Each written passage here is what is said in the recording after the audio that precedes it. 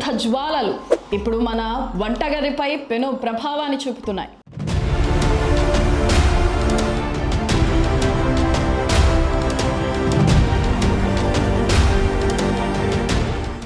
ముఖ్యంగా silicon city బెంగళూరులో gas కష్టాలు పీక్ స్టేజ్ కు చేరుకున్నాయి.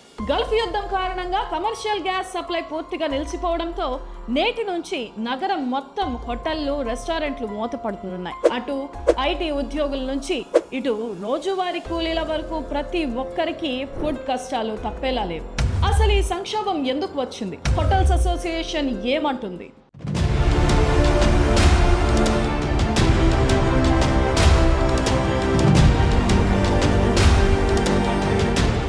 గల్ఫ్ దేశాల్లో పరిస్థితులు యుద్ధ ప్రాతిపదికన మారుతుండడంతో దాని ఎఫెక్ట్ బెంగళూరు ఫుడ్ ఇండస్ట్రీపై గట్టిగా పడింది.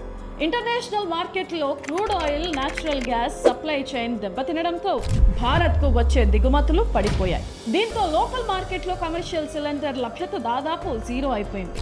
బెంగళూరు వంటి మెట్రో సిటీలో వందల కొద్ది హోటళ్లు రోజు వేలాది మందికి ఆకలి తీరుస్తుంటాయి. కానీ ఇప్పుడు వంట చేయడానికి గ్యాస్ దొరకక హోటల్ యాజమాన్యులు నిస్సహాయ స్థితిలో ఉన్నారు. స్టాక్ ఉన్న కొద్దిపాటి సిలిండర్లు కూడా అయిపోవడంతో గ్యాస్ లేనిదే వంటలు చేయడం సాధ్యం కాదని తేల్చి చెప్తున్నారు. ఇప్పటికే ధరల భారంతో సతమతమవుతున్న యజమానులకు ఇప్పుడు గ్యాస్ దొరకకపోవడం గోరు చుట్టుపై రోకలిపోటులా మారింది.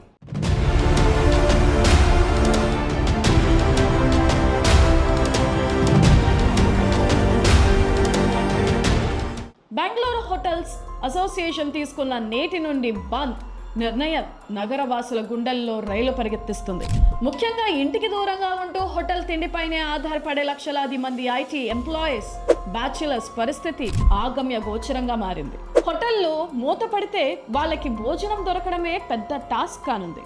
కేవలం కస్టమర్లే కాదు, ఈ హోటల్ రంగంపై ఆధారపడి బతుకుతున్న వేలాది మంది వర్కర్లు, క్లీనర్లు, సప్లయర్లు, ఇక ముఖ్యంగా ఆన్లైన్ ఫుడ్ డెలివరీ చేసే వేల మంది బాయ్స్ ఉపాధి ప్రమాదంలో పడింది.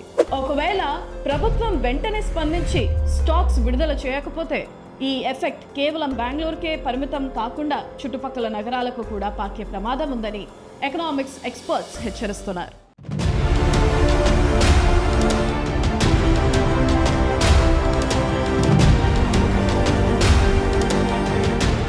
ప్రస్తుతానికి బెంగళూరులో ఫుడ్ ఎమర్జెన్సీ లాంటి పరిస్థితి కనిపిస్తుంది. హోటల్ యజమానులు మాత్రం స్పష్టంగా చెబుతున్నారు, గ్యాస్ లేదు, మేము వంట చేయలేం అని.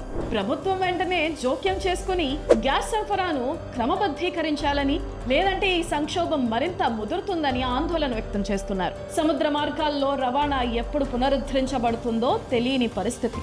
యుద్ధం ఒకవైపు దేశాల మధ్య జరుగుతుంటే ఆ మంటలు ఇప్పుడు సామాన్యుడి వంటగదిని కాల్చేస్తున్నాయి. రేపటి నుండి హోటళ్లు తెరుచుకుంటాయా, లేక గ్యాస్ లేక నగరం మొత్తం ఆకలితో అలమటించాల్సి వస్తుందా అనేది ఇప్పుడు సస్పెన్స్గా మారింది.